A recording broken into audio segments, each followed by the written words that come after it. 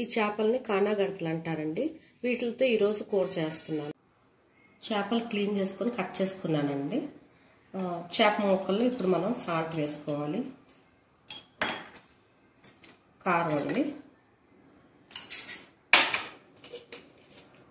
పసుపు ఒక half spoon, ginger garlic paste ఒక పెద్ద స్పూన్తోనండి, కొబ్బరి గసగసాల పేస్ట్ అండి, ఇది 2-3 స్పూన్లు అవుతుంది,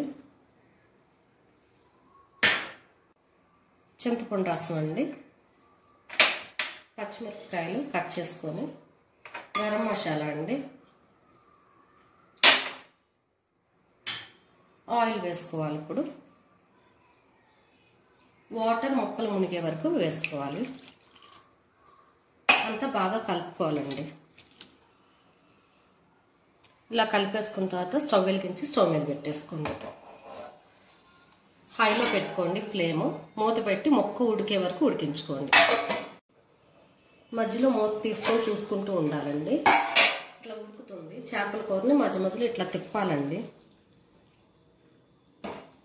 మళ్ళీ మూత పెట్టేస్తాను. ఇంకొకసారి ఉడికిస్తాను.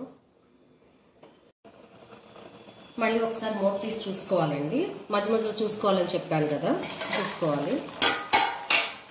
మళ్ళీ తిప్పుకుంటూ ఉండాలండి, ఎందుకంటే అడుగంటితో ఒకసారి ఇట్లా తిప్పుకోండి. మళ్ళీ మూత పెట్టేస్తున్నానండి. కూర అయిపోయిందండి. ఆయిల్ కూడా పక్కకు వచ్చింది. ఇప్పుడు మనం కొత్తిమీర వేసుకోవాలి. ఇంకా స్టవ్ ఆఫ్ చేసేసుకోవటమేనండి. చేపల కూర రెడీ అయిపోయిందండి.